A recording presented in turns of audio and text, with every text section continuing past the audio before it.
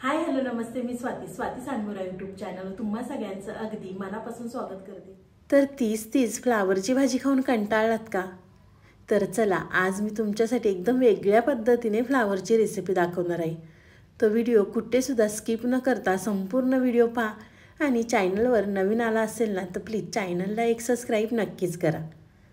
तर इथे पाहू शकता तुम्ही मी फ्लावर घेतलेले आहेत। आपल्याला फ्लावरचे तुकडे करून घ्यायचे आहेत। अगदी व्हिडिओमध्ये दाखवते त्या पद्धतीने करा, खूप जास्त बारीक करू नका। इथे मी मोठेच फ्लावरचे तुकडे करून घेतलेले आहेत। इथे मी एक बटाटा सुद्धा घेतलेला आहे। तर आपल्याला बटाटा सुद्धा या रेसिपीमध्ये वापरायचा आहे।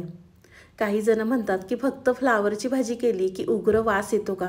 तर असं अजिबात सुद्धा होत नाही। तर मी तुम्हाला जी स्टेप पुढे दाखवणार आहे ती फॉलो करा, अजिबात सुद्धा फ्लावर हा उग्र लागत नाही। तर म्हणून म्हणते व्हिडिओ कुठे सुद्धा स्किप न करता संपूर्ण व्हिडिओ पहा। तर इथे पाहू शकता तुम्ही आपला फ्लावर सगळा कट करून झालेला आहे। त्यानंतर इथे मी बटाटा सुद्धा कट करून घेते। आपल्याला चौकोनी फोडी बटाट्याच्या करून घ्यायच्या आहेत। खूप जास्त मोठ्या फोडी करू नका, कारण फ्लावर लगेच शिजला जातो आणि बटाट्याला फ्लावरपेक्षा थोडासा वेळ लागेल। त्यामुळे छोट्या फोडी आपल्याला बटाट्याच्या करून घ्यायच्या आहेत। तरी ते पाहू शकता तुम्ही बटाटा सुद्धा कट करून घेतलेला आहे आणि फ्लावर सुद्धा कट झालेला आहे। तर एका भांड्यामध्ये आपल्याला पाणी घ्यायचं आहे, त्यामध्ये थोडंसं मीठ घालायचं आहे आणि 2 पाण्याने हा फ्लावर आपल्याला स्वच्छ धुवून घ्यायचा आहे। तर चला फ्लावर मी धुवून घेते। त्यानंतर इथे मी मिक्सरचं भांडं घेतलेलं आहे। मिक्सरच्या भांड्यामध्ये आपल्याला ओलं खोबरं घालायचं आहे। इथे मी अर्धी वाटी ओलं खोबरं वापरलेलं आहे। त्यानंतर आपल्याला 5 ते 6 हिरव्या मिरच्या घालायच्या आहेत। मिरच्या घातल्यानंतर 7 ते 8 लसूण पाकळ्या, थोडीशी कोथिंबीर आणि पाणी घालून आपल्याला ह्याचं वाटण तयार करून घ्यायचं आहे।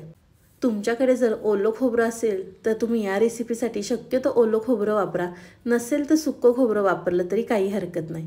तर चला वाटण तयार झालेलं आहे। तर एका साईडला इथे मी कढई गरम करून घेतलेली आहे। कढईमध्ये आपल्याला तेल घालायचं आहे। तेल गरम झालं की अर्धा चमचा जिरे घालायचे। त्यानंतर 7 ते 8 कढीपत्त्याचे आपल्याला पानं घालायचे आहेत। कढीपत्ता आणि जिरे तडतडल्यानंतर आपण ते बटाटा आणि फ्लावर स्वच्छ धुवून घेतला होता तो फ्लावर घालायचा आहे।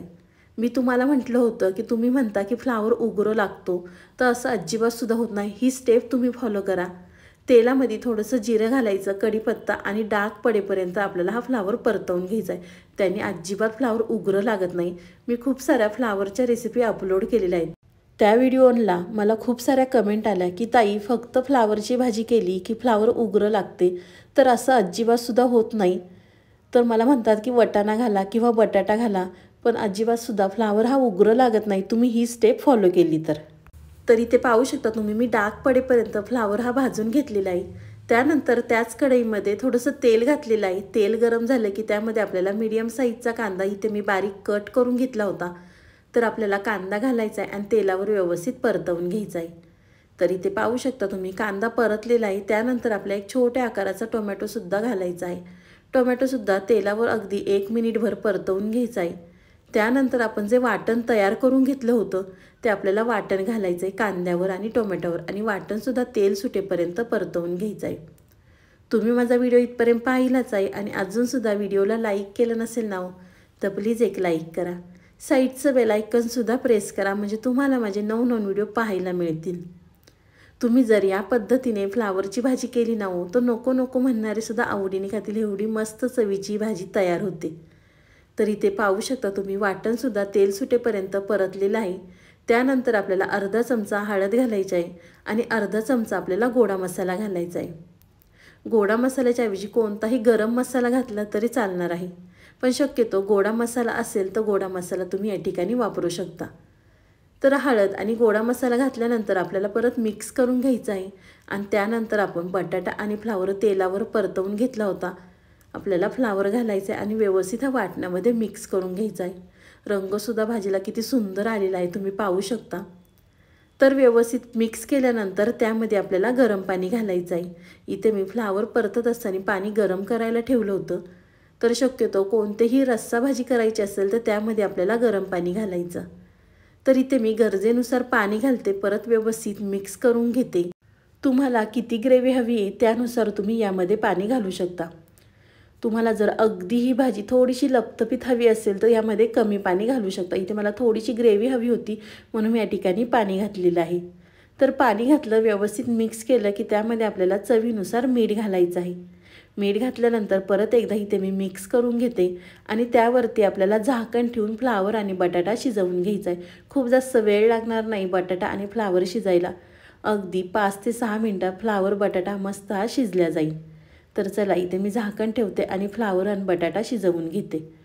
तर इथे पाहू शकता तुम्ही फ्लावर आणि बटाटा मस्त असा शिजलेला आहे. तर मी ते झाकण काढते आणि तुम्हाला दाखवते बटाटासुद्धा अगदी मस्त शिजलेला आहे. परत एकदा इथे मी मिक्स करून घेते. तुम्ही जर या पद्धतीने फ्लावरची भाजी केली ना तर तुम्ही हीच पद्धत वापरून कराल. एवढी मस्त चवीची भाजी तयार होते. आणि तीच फ्लावरची भाजी खाऊन कधीतरी कंटाळासुद्धा येतो. मग काहीतरी वेगळं केलं की सगळेजणच आवडीने खातात. तर इथे पाहू शकता तुम्ही बटाटा मी तुम्हाला दाखवलेला आहे व्यवस्थित शिजलेला आहे आणि फ्लावरसुद्धा शिजलेला आहे. तर एका प्लेटमध्ये ही मी भाजी काढून घेते. तुम्ही ही भाजी भाकरीसंग चुरूनसुद्धा खाऊ शकता. खरंच अगदी मस्त लागते. तुम्ही ही रेसिपी केल्यानंतर मला कमेंट करा की तुमची ही भाजी कशी झाली. तर इथे मी एक प्लेट घेतलेली आहे. तर त्यामध्ये ही मी भाजी काढून घेते. तुम्हाला ही माझी आजची रेसिपी कशी वाटली ती मला नक्कीच कमेंट करून कळवा. व्हिडिओ आवडला तर व्हिडिओला लाईक, कमेंट, सबस्क्राईब करायला विसरू नका. तुम्ही माझा व्हिडिओ कोणत्या शहरातनं पाहता ते सुद्धा मला कमेंट करून नक्कीच कळवा.